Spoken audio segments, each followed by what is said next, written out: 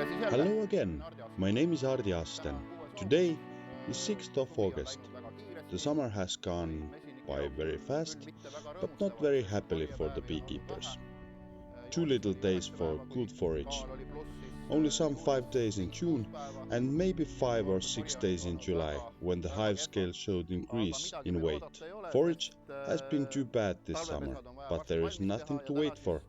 We have to prepare colonies for wintering, and today's task is to remove honey supers. There is not much to remove, and we leave a super for possible forage, because there is a buckwheat field nearby, and buckwheat honey is not good for wintering. I will show you how we do it, but before I check the level of mite infestation with alcohol wash, because autumn is the most critical time when looking at the increase of mite population. We have to determine should we rush the mite control or can we wait for some time. Let's move.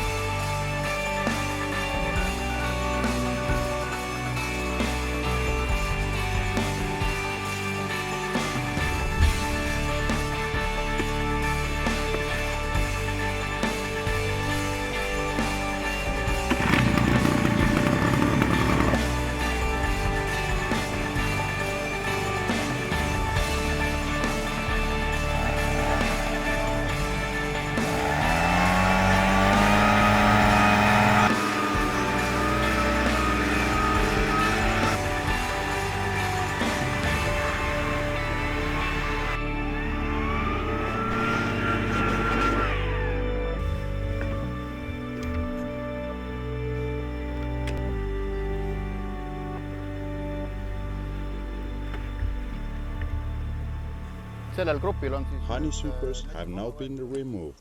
In July, the strong colonies in this group gave 2 boxes of honey. Today we got 1.5 boxes of honey. Let's say that 3 boxes of honey from a colony altogether. There have been better and worse groups this season, so generally we have to be pleased. Mite wash showed the result of 3 mites. It is normal for August. The mite is there, but we don't have to panically rush the treatment. We can wait for the reduction and execute the first treatment during the first round of feeding. We treat by supplementing the oxalic acid with a vaporizer, produced by our own company. The treatment is carried through 3 times with weekly intervals. This covers fully the worker brood development cycle, and we can kill all the mites emerging from honeybee brood. After 3 rounds of vaporizing, the autumn treatment is done. A 4th round should be done during early broodless period, from the late October until early December.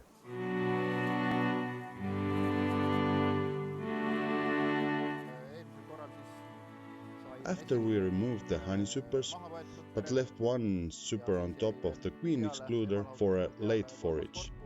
Today we have reached the time for reducing the colony into the wintering condition.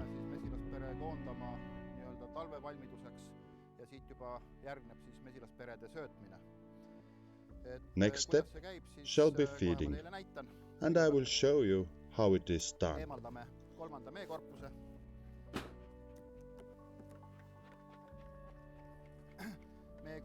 At first, we remove the very last honey super. We do not brush the bees away, we use leaf blower. Now we install the bottom board in its wintering position. We turn it around.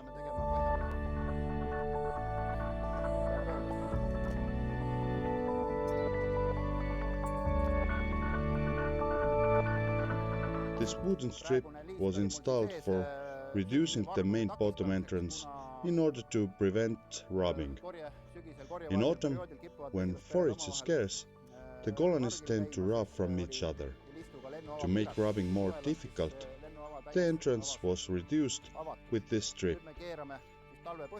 Now we turn the bottom board into winter position, and this leaves opened only the entrance made straight into the box. For the winter time, the flight entrance shall be this. You may remember from the previous clips how we enlarged, supered the brood nest with light-colored combs.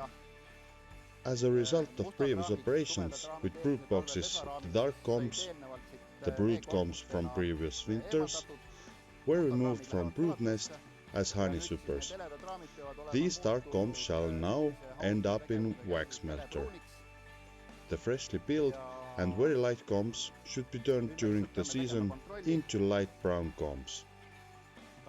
Now we have to check if everything is alright with the queen, and if there is a need to remove combs full of honey from the edges. The idea behind this removal is to ensure that we don't have honeydew honey or heather honey into the winter nest. These honeys do not suit for wintering. Now we check the edge combs.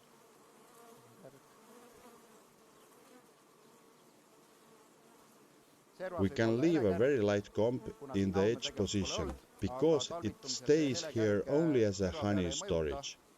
The winter cluster doesn't expand to the edge of hive. The second comb contains, as you can see, pollen, or more exactly, pea bread. The colony needs pea bread while processing sugar syrup into proper winter feed. Pea bread provides all the necessary ingredients for making this process possible. And there comes the brood.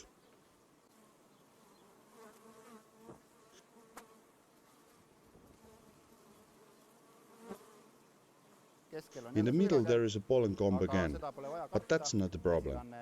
The bees shall be consumed or relocated in time. So there is no need for us to relocate the combs. We remove the honeycombs if needed and replace them with light brown, and certainly not very light, empty combs. This means that during honey extraction we have to separate suitable combs for later use. Queen excluder with frame comes on top. It stays there during winter. When the winter cluster reaches the top of the hive by spring, the excluder allows the bees move more freely around between the frames. If the hive is closed tightly on top with plastic or plywood or whatever, then the bees stay separated between combs, and there is no unity. Queen excluder on top resolves this situation.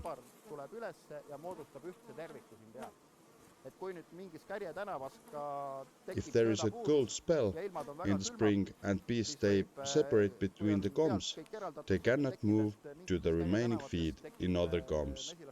This may result in famine and death of bees on separate combs, or the whole colony. With this configuration, we reduce such risk.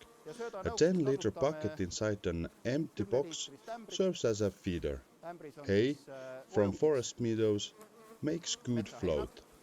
This hay contains everything the bees use to visit in midsummer time. The bucket is placed on top of the excluder, and the empty box around it, and the cover. Now this colony has its nest prepared for wintering. Now we need only the syrup. Each colony receives 3 times 10 liters of sugar syrup. Altogether, 30 liters per colony. And don't forget to treat against the mites. The bees in the removed last honey super we just blow out.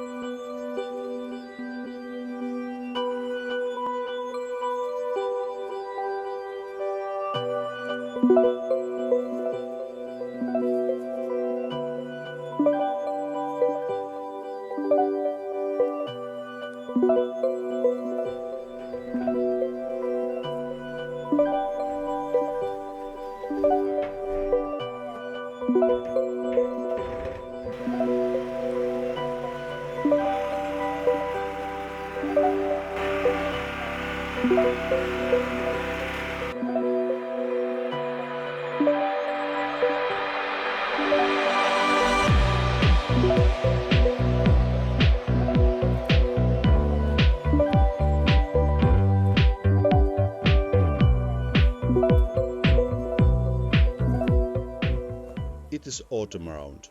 The colonies have been reduced and we have to start feed them. Today we prepared the first batch of syrup. It took 35 minutes to prepare 1250 kilos of syrup. For this we need pre-warmed water.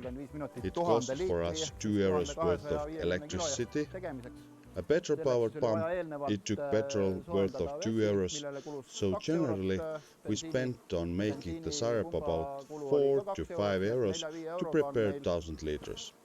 This amount covers 1/3 of the needs of 100 bee colonies, because every colony gets 10 liters per one feeding round, and altogether every colony gets 30 liters of syrup. There is no much more to say at the moment. Let's go and feed!